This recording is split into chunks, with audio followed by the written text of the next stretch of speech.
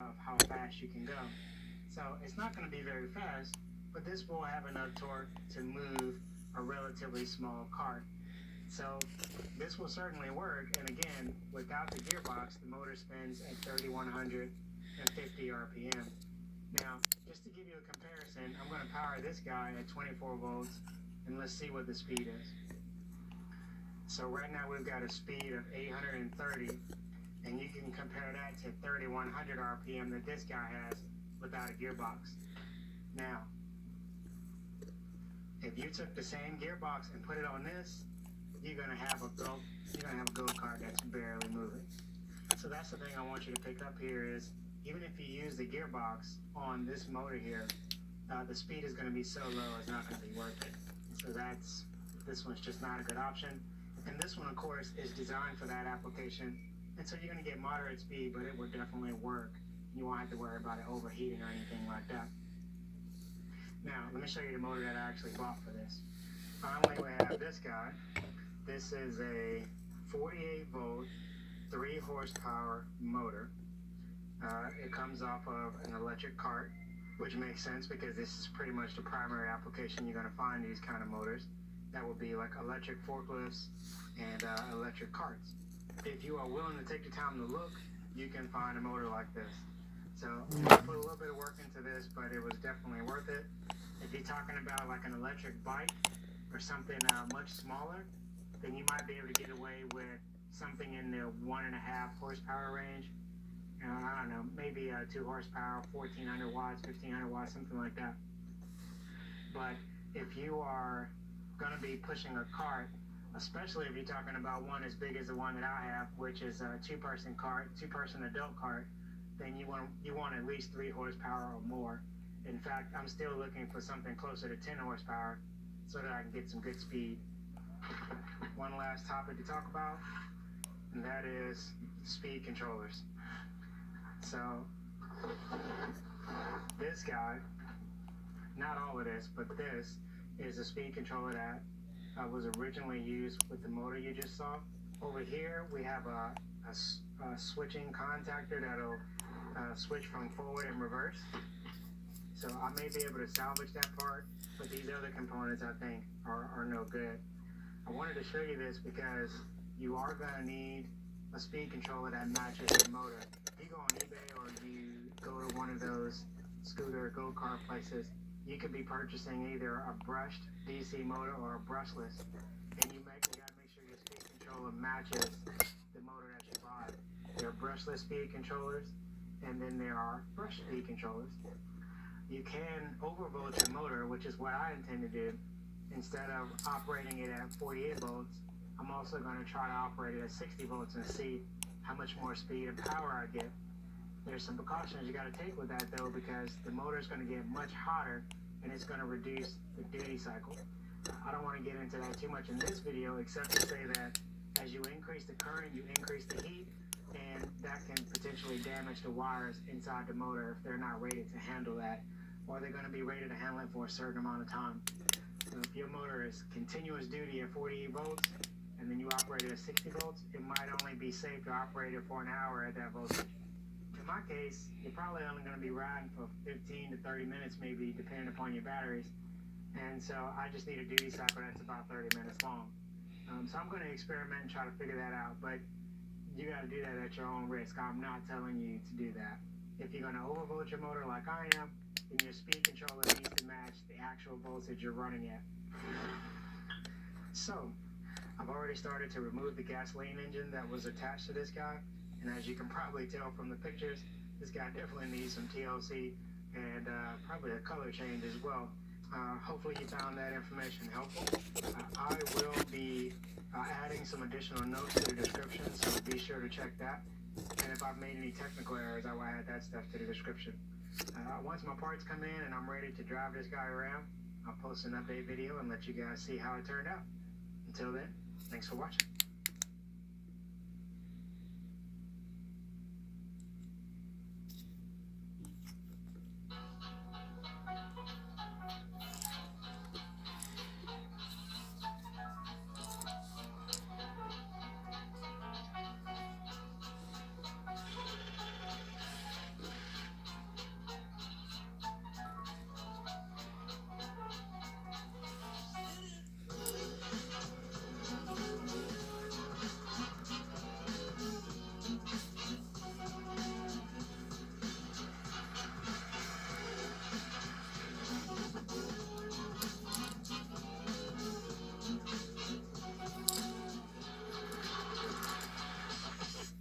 I've successfully converted this old pickup truck alternator into a motor. Let me show you how I did this. If you didn't know so already, an alternator is really just a three-phase motor with a three-phase rectifier to output direct current. What I'm going to do is take the alternator apart so that I can remove the diode pack and expose the stator windings. The alternator that I'm using is off of a 4.6-liter Ford F-150. The only reason I chose this alternator is because it only cost me $20 and it was still in fairly good condition. The first thing that I did was remove the 3 bolts that hold the alternator together and then remove the brush assembly from the back of the alternator. This will be used later on to apply voltage to the rotor windings. After that, I removed the back of the housing and then cut the stator windings loose from the diode pack before completely removing it. At this point, I had 6 pairs of wires coming from the stator windings.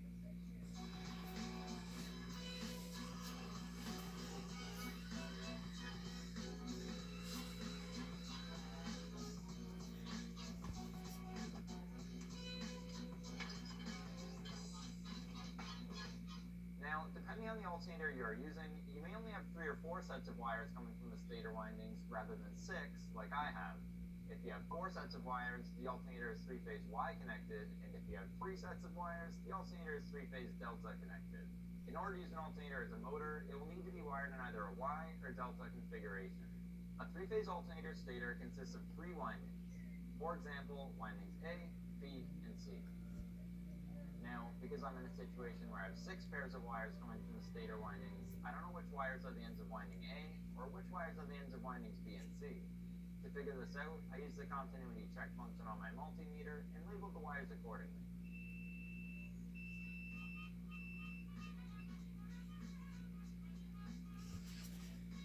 At this point, I could go ahead and wire the alternator in a delta configuration.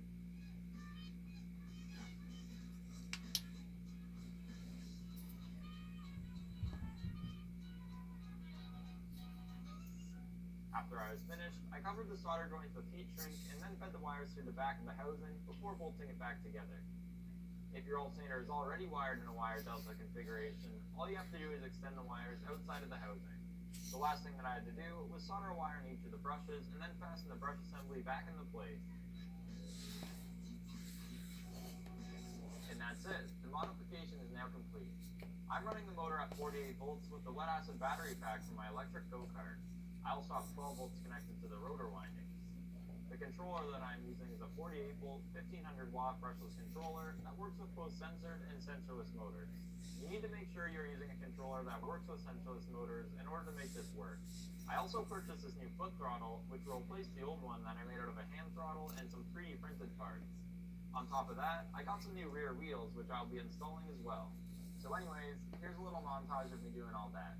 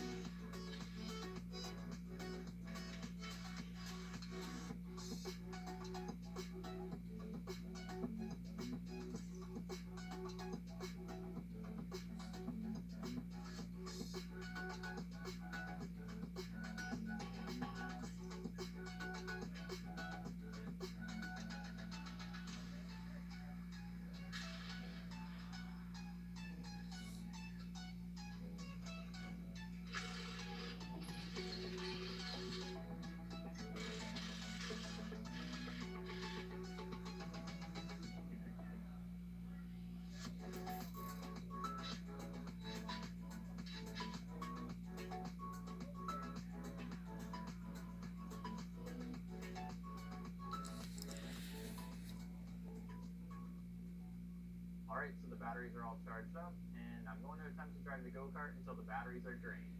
So let's see how much riding time I can get with this motor.